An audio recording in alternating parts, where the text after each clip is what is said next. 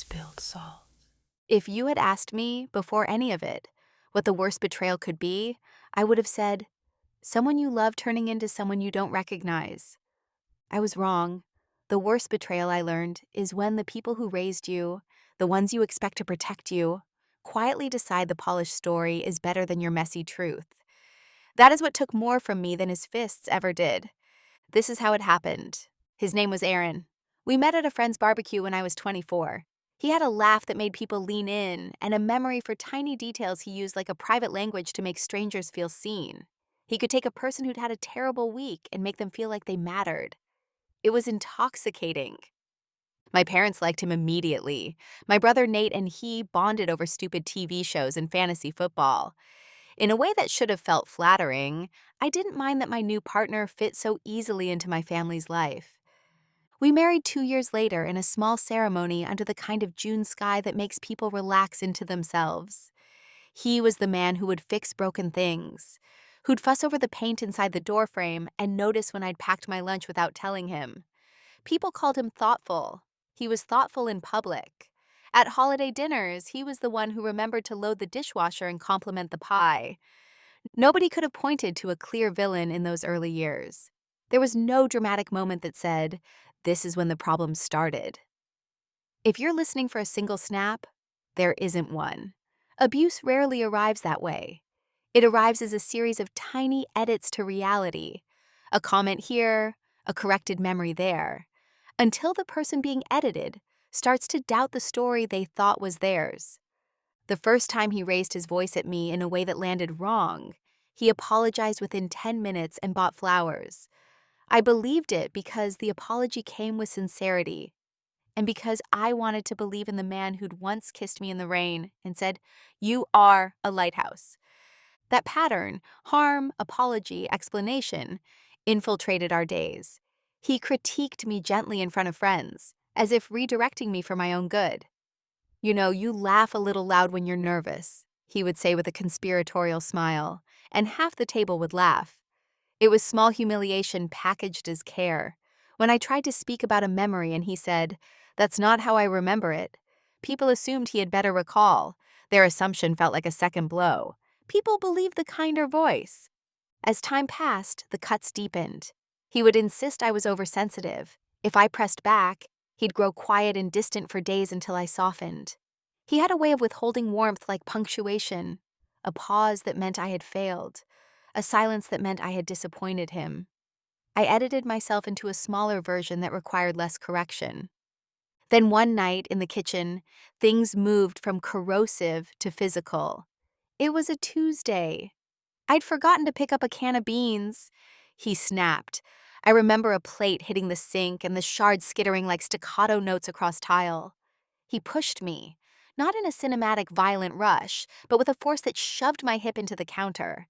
It hurt. More than pain, the thing that echoed afterward was the immediate crumple of his face and the rapid apologetic retraction. I'm sorry, I didn't mean to." He wept like a man convicted of a sudden mistake. The household ritual resumed. Apology offered as proof of love. Me telling myself it was a one-time thing. Except one time became two, then three. The pattern escalated like a tide. Each surge left me rearranging the furniture of my life to accommodate the next wave. You don't leave the way movies show. There is no sweeping music and no moment where you lock the door and the world applauds. You leave like someone doing complicated math, quietly, methodically, with a list. The pivot for me involved my daughter. She was 7 at the time, small and stubborn and quick to curl up in my lap when thunder rolled through the sky. One afternoon, she copied his scowl after being corrected about spelling. She didn't chew it off and spit it like a toy. She wore it for a moment, and then clamped down and swallowed her smile. That little mimicry lodged into my chest like a stone. I found myself watching her the way you watch a child standing dangerously near water. There was a Tuesday when the house felt brittle. The kids were doing homework at the table. I burned the rice. He made a face, something that was almost a joke, but sharper. He slammed his palm on the table. The sound gasped into the air. Plates rattled. My son jumped. My daughter's pencil rolled off the table and clattered on the floor. When she bent to pick it up, he snapped. "Can no one in this house do anything right?" He barked. That was the night he grabbed my arm and shoved me into the pantry door hard enough that my breath left me for a second. The kids started crying. For the first time, my son looked at me with a confusion that wasn't just fear. It was the realization that things were not how grown-ups said they were. In that second, the narrative I'd been telling myself, that we were just a family like any other, that love would eventually soften him, broke. My children were learning violence as a pattern. That made my decision for me. I slept with a small black notebook under my pillow for months after that. I wrote dates, short sentences. November 4th, thrown glass. December 9th, shoved at table. January 3rd, called hysterical in front of neighbors. I photographed bruises when I dared. I copied texts where he threatened to make things difficult if I ever tried to leave. I opened a hidden savings account and wired in whatever spare cash I could. Leaving is tedious and terrifying. You practice bravery like knitting a sweater, stitch by stitch until it covers you. I left on a gray morning. It wasn't cinematic. I packed 2 duffel bags, our kids, a box with important papers, and a dog leash. The police met us at a small unit I'd rented secretly. There was a kind woman in a uniform who took my statement, and a social worker who led the kids to a quiet room with books and coloring pages. The details blurred into a procedural fog. The form signatures, the questions about who else knew what, the court date I scribbled on a napkin. The judge issued a temporary protective order. That paper felt like an anchor. For the first time in a long time, a public system acknowledged that my words had weight. I called Nate as soon as I could. He was my brother, and to my bones, a person who would come. He'd been a fierce presence in our lives, football games, birthday pranks, the joke that he and I had always be ready for each other. I expected him to come. I expected an arm to steady me. Nate came over that afternoon with simple things: warm lasagna, a baseball cap for my son, an arm around my shoulder that felt real. His wife Tara brought cookies and soft, judgment-free listening. For the first 3 weeks, they were wonderful. They babysat. They took the kids to the park. For the first time in ages, my daughter slept without waking screaming. There is a kind of shelter you feel under the warmth of family. I let myself imagine the future like a wide field, rather than a creaking barn. I believed the story where family protects family, where shows of love aren't conditional on a polished public image. Then something thin and sly began. Aaron called Nate's phone. At first, I didn't notice. The calls were short, contrite-sounding. He left messages framed as apologies, mentions of therapy and introspection and regret. I told myself to trust Nate. He would see through the veneer. But the human capacity for dissonance is vast. People prefer tidy narratives. A man who crashed and then slowly cleaned up his mess is more appealing than the messy truth. I think that's how Aaron worked. He presented himself as the penitent man, carefully performing the gestures that made people comfortable. The small public remorse is powerful. People like stories where cowboys find God. 2 months after I left, Tara mentioned over coffee that Aaron had called and asked for forgiveness. Her face had the soft, indulgent look people give to a neighbor who has fallen on hard times but is trying. Nate's expressions began to change. He started pausing when I talked about court. He began saying things like, "People can change," or, "You know how it is with stress." It was subtle. It was lethal. Then the comments began. "Are you sure?" a cousin asked after we'd told him at a family dinner. "Do you have proof?" someone else ventured. It felt like a press of air, small questions that suggested might it and maybe rather than assault and evidence. I sent Nate copies of the protective order, the medical records, photos. He read them and said, "This is heavy." A few weeks later, he asked me to consider mediation, to hear his side, because, he said, divorce can be messy. I remember the specific kitchen where this conversation happened. Sunlight slanted through the blinds, dust motes brightened the air. I handed him the document and felt like an outsider holding the map of a land someone else would no longer believe I inhabited. His fingers traced the pages like he was reading someone else's handwriting. The sad, ridiculous thing about narrative is that it's easier to edit a person's image than to change the past. Aaron started small. He admitted to a few things, but framed them as misunderstandings. He told his side in a way that sounded measured, rehearsed. He left voicemails that made him sound fragile and determined to be better. He volunteered to go to counseling. He said publicly and privately he regretted the past. Nate began sharing those public parts. He sent me a text one afternoon. He seems sincere. He's in counseling. He wrote it like it should soothe a worry. But to me, his messages were a knife that widened a gap. My evidence versus his performance.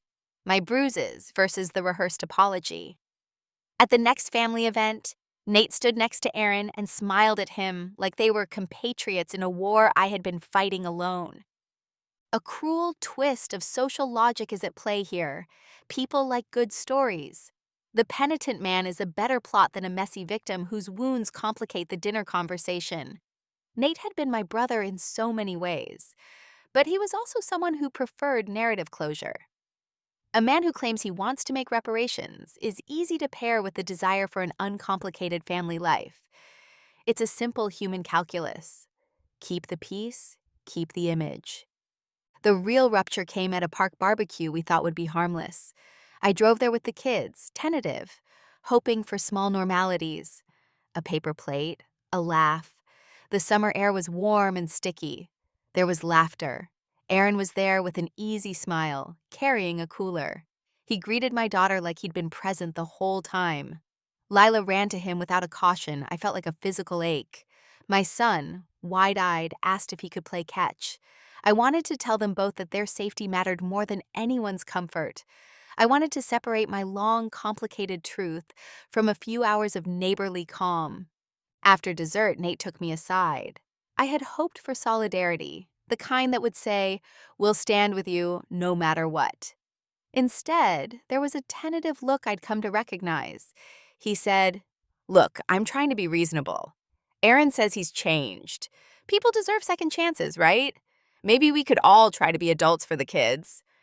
I stopped listening to the rest because I heard the shape of it in a different register. It sounded like being told to lower your voice and accept a lie for the sake of decorum. I felt my chest hollow. I thought about the nights I held my children while they shook under the covers, about the bruises I'd photographed and saved. I thought about the judge who had issued the order. Then I understood that evidence could be swallowed by charm when someone the community liked chose to perform recovery. I left the barbecue early with the kids. Lila asked why Uncle Nate was sad. I couldn't answer. Sometimes the biggest betrayals are the ones you can't explain in simple words. How do you tell a child their family has an invisible fracture? You can't. You do the work of protection. Cutting family out is a kind of slow grief. It starts with small separations, unanswered texts, unreturned invitations, until the silence becomes structural. I stopped calling. I stopped sending photos. The last time Nate came to the kids' school play, I learned about it in a feed. A picture of him smiling with my nephew next to him. He had chosen to be at a public place but avoided private reunions. It was a choice made in a public square. There is a relief in the quiet that follows such a separation. It's also a hollow place at times, like an emptied room that once held someone's shoes. I grieve the brother I'd had. I miss small things, the way he used to throw the dog a scrap of bacon, the crude joke in a family group thread. But the grief was less than the cost of staying engaged in a network that validated the man who hurt me. The fallout was not one big explosion, so much as a series of small exclusions. Fewer holiday invitations, strained apologies, texts that arrived late and read like obligations rather than reachings. People in our family called me direct and unapologetic, then added qualifiers like, "I'm just worried about your mental health." You learn to read qualifiers like smoke signals. They mean someone else is choosing to be comfortable. If leaving was a surgical extraction, rebuilding was a long domestic patchwork. The kids needed normal. Bedtime, soccer practice, pancake Sundays. I found a small apartment with a balcony that caught the morning sun and started the tedious, wonderful work of being a parent who was present without trembling. No one applauded. I purchased a cheap paintbrush and painted the kids' room a fierce color that looked like courage. I went to therapy. It was the first time someone held my story without editing it. That safety, that small room where my truth didn't have to be artfully packaged, changed the geometry of my days. I joined a group for people who had experienced domestic violence. There were women there whose stories bent into mine in strange places. Hearing them gave me a sense of orientation, of not being alone in a landscape full of gaslight and gentle men who had a public persona. I learned how to hold myself without apologizing. I learned to tell the story clearly: what happened, how it felt, what I did next. Some listeners recoiled, some held their breath. Others reached out and offered casseroles and an old-fashioned willingness to stand on my porch at 2 a.m. if I needed them. Those gestures mattered more than any jury. 2 years later, the kids and I have a life stitched together from small things. We have friends who bring over extra plates for dinner, teachers who text me about the kids' afternoons, and a soccer coach who cheers too loudly at their games. Lila sleeps through the night now most weeks. Jonah draws happy rockets in bright colors. He draws a father figure occasionally too, but the drawings are simpler and softer. Nate and I still have the hollow in between. He texts sometimes, short messages like, "Hope you're okay," that show caution, but not commitment. There is a distance that feels like an old, busted hinge. We have met twice in the last year for coffee that felt formal, polite, but not reconciliatory. He was careful, like a man who'd chosen a side and now wanted to keep the relationship from unspooling too fully. I have learned to accept partial things, small windows of contact rather than a full house. There are nights I lay awake and run the memory reel like a scratched vinyl record, listening for the moment where the track changes, and I can find some single sentence that would have saved my brother. I don't think one sentence would have. I think faith, the willingness to believe the easier tale, is what did it. People chose the story that allowed them to sleep easier. That's human. It's just terrible when the easier story is a lie. If I could give the person I was before all this anything, it wouldn't be confidence or bravado. It would be simple instructions. Document everything, make a plan, keep your papers.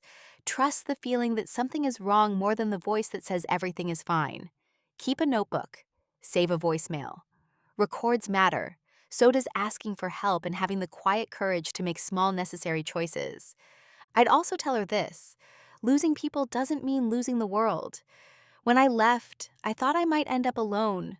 I didn't. New people showed up, some who had always been there, others who chose to be when it mattered. It was like tending a garden. You clear what's dead, mend the soil, and slowly, life grows back. If you ask me now whether I regret leaving, the answer is no. Leaving saved us. It saved the children. And it saved the part of me that had been worn down by years of quiet damage. If you ask whether I regret losing the people who stood with him, my brother who chose the easier lie, the answer is more complicated. I mourn that loss. But mourning isn't the same as regret. You can carry both at the same time. People say forgiveness is for others. Sometimes it's for yourself. I don't know if things with Nate will ever feel whole again. Maybe they will. Maybe they won't. What I do know is this: I'm building a life where my story belongs to me, and no one else gets to rewrite it. When my daughter folds a paper airplane and hands it to me with a grin, or my son presses a crooked crayon drawing into my palm and says, "I made this for you," those quiet moments make every lonely dinner and every dismissive message I chose to ignore worth it. If your family chooses the smoother story, it will hurt. It always will. But their choice doesn't erase your truth. It simply means finding the quiet courage to walk away and slowly build a life where laughter no longer comes with fear.